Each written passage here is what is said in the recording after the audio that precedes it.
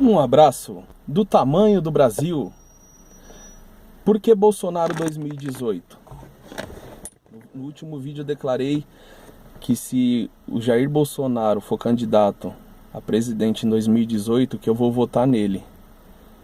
Se tratando de Jair Bolsonaro, o deputado federal, tudo que vem em torno do nome dele gera muita polêmica no Brasil, porque ele é um homem de uma posição, digamos assim, de extrema direita, conservador ao extremo, e é um ex-militar, né? Serviu o exército por 17 anos e tem uma carreira na política aí de mais de 20 anos também.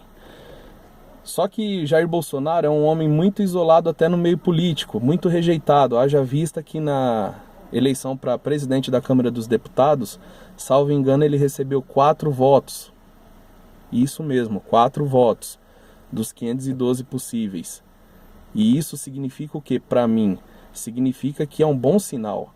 Porque se os políticos que têm a qualidade que já é sabida por todos nós não gostam do Bolsonaro, é porque ele tem alguma coisa de diferente deles todos, não é? Então, se pensarmos que ele vem na contramão desses gaviões aí que estão há anos tomando conta do nosso país e meio que acabando com a nossa vida aqui nesse país, então eu acho que já é um ponto para a gente prestar atenção e de repente não entrar na ondinha de rejeição, né? Porque quem faz as pessoas aqui nesse país, infelizmente, é a imprensa. A imprensa que faz as pessoas nesse país. Só que a gente não pode ser escravo da imprensa. A gente não pode ser escravo da mídia. Nós precisamos buscar informação e não absorver tudo aquilo que ouvimos gratuitamente a todo instante. Então, procurando saber um pouco mais de Jair Bolsonaro, por que ele é tão rejeitado pela população? Porque ele se coloca com opiniões, digamos assim, muito radicais?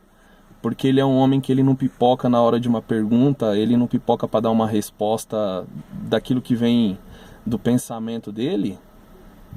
As pessoas, geralmente aqui no nosso país, elas pedem que a gente tenha que seja muito sincero, que tenha muita verdade, mas poucos suportam a verdade, poucos suportam a sinceridade. E por causa disso, Jair Bolsonaro é considerado um homem fascista, não é? Um homem totalmente ditador, digamos assim. Aliás, a ditadura, o que dizer da ditadura? O golpe de 64 trouxe a ditadura como o regime adotado aqui pelo governo no Brasil. De 64 a 84 foi a ditadura militar que prevaleceu no nosso país. Pelo que me consta como história recente, foi a época que o Brasil mais cresceu e se desenvolveu. Pelo que me consta, foi a época que a educação no país tinha valor, que o professor era valorizado e que não os bandidos tinha vez nesse país. Então, eu fico me perguntando, claro que a democracia é um regime muito melhor para tudo e para todos. Eu não estou aqui defendendo a ditadura militar, porque eu sei que muita gente sofreu, foi muita opressão no nosso país. Só que, vamos dizer que com a democracia, essa liberdade que voltou em 84... ela voltou maquiada por um outro tipo de ditadura, que é a ditadura social. E a partir do momento que o Brasil teve liberdade, essa liberdade não foi absorvida com responsabilidade. E aí o povo se perdeu nessa liberdade. Eu penso dessa forma. Eu acredito que um país com democracia é um país muito melhor. Mas eu acredito também que um país com democracia e sem instrução não funciona. Sem educação não funciona. E esse é o país. Esse é o Brasil. O Brasil é o país que não tem educação. Não se valoriza o professor ou o profissional da educação. E quando algum órgão se esforça para educar, ele não tem apoio nenhum. Porque o objetivo do governo é manipular, é ter uma massa manipulável, e o conhecimento tira essa possibilidade de manipulação. Então, se você tem conhecimento, dificilmente você vai ser manipulado. Agora, se você digamos assim, piolho, anda pela cabeça dos outros, para não usar outros tipos de termo, então aí você é uma peça fundamental para o funcionamento desse sistema que a gente tem no nosso país. Então é isso, gente. O porquê que eu apoio o Bolsonaro? Porque ele vem com um discurso onde ele vai trazer uma certa moralidade para o país, onde o investimento na educação vai voltar, aonde vagabundo não vai ter vez, porque direitos humanos odeia o Bolsonaro, mas o Bolsonaro defende humanos direitos. Então a diferença do Bolsonaro para esses outros candidatos que a gente tem por aí é que ele fala a verdade, na verdade todo mundo está com medo dele evoluir aí nessas pesquisas de intenção de voto popular, e ele é realmente uma ameaça para o sistema que está implantado hoje no nosso país. Olha o que aconteceu agora com o acidente do Teori Zavascki, o ministro que estava responsável pela Operação Lava Jato. Ele morreu em circunstâncias duvidosas, que ainda ninguém sabe direito o que aconteceu. E quem foi nomeado para o lugar dele? Alexandre de Moraes, ex-advogado do PCC. Virou ministro do Supremo Tribunal Federal, defensor de bandido. Infelizmente é esse o país que a gente vive, não é? E aí, essas chacinas que estavam tendo nos presídios pararam de repente. Era corpo sendo decapitado a todo dia. De repente parou. E agora o Alexandre de Moraes é nomeado ministro do Supremo Tribunal Federal. Então eu fico me perguntando assim, até onde vai a astúcia, até onde vai o abuso de governo, o abuso de poder pelo qual a gente está sendo constrangido mesmo. Eu me sinto constrangido, porque eu não posso fazer nada. O muito que eu posso fazer é isso aqui. Vim aqui dar minha opinião. E daqui a um tempo não vai ser possível mais fazer isso. E aí muitos dizem assim, olha, você defender o Bolsonaro é meio que um fascismo, primeiro que o fascismo é uma palavra que se originou lá na Itália por conta de uma ditadura imposta lá na Itália, e o pessoal pega esses nomes e fica de enfeite, sabe, como doce na boca de criança.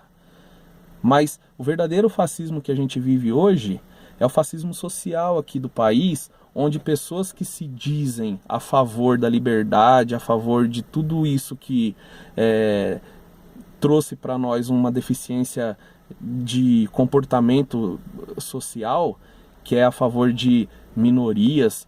Gente, temos que ser igual perante a lei. A Constituição diz, o artigo 5 da Constituição brasileira diz, todos são iguais perante a lei. Então não tem esse negócio de fazer grupo de minorias. Não tem esse negócio de colocar uma classe pior do que a outra. Não, somos iguais. Agora, quando essa ideologia de somos melhores ou piores do que o outro, ela começa a impregnar, o que acontece? A gente começa a sofrer esses rachas no meio da sociedade. E a pior ditadura que tem, a pior ditadura que existe, é a ditadura que a gente está sofrendo hoje na mão de bandido, na mão de vagabundo.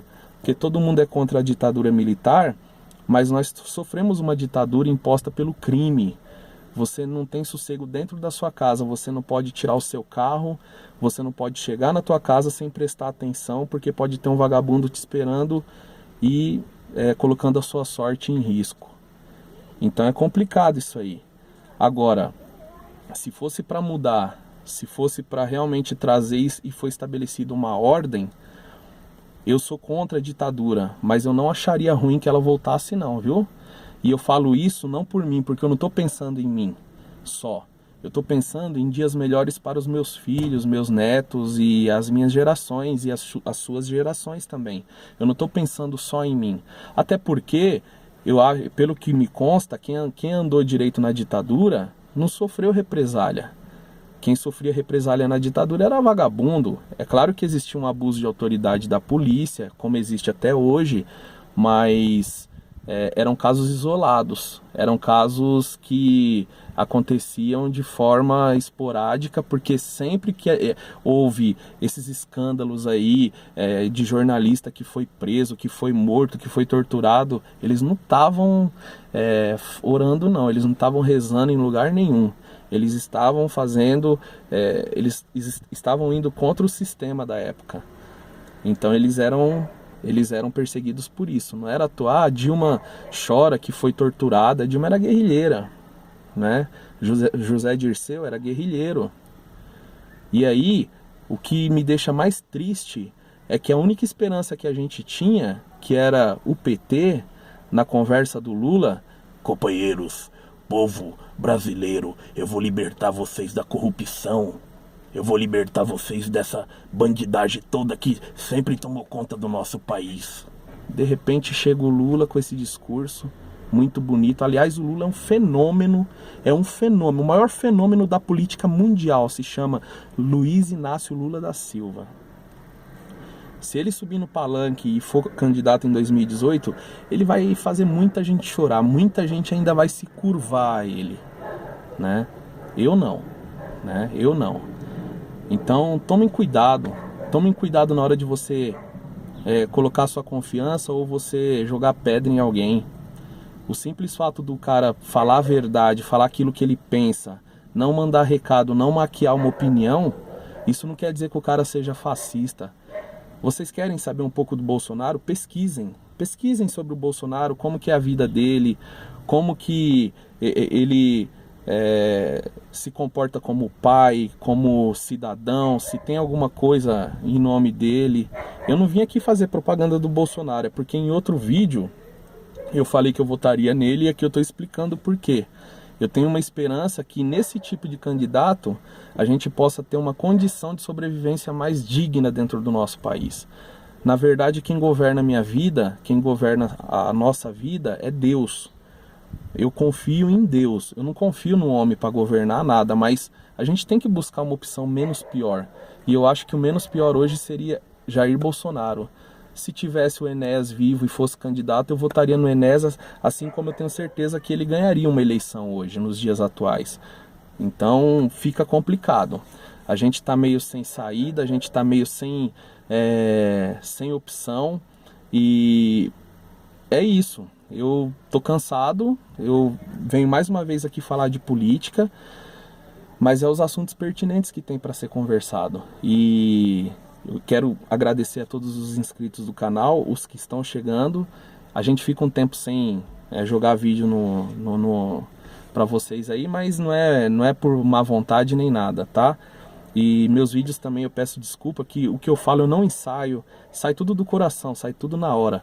Então eu não tenho ensaio para falar nada, eu com a minha pouca inteligência eu venho aqui e venho conversar um pouquinho com vocês.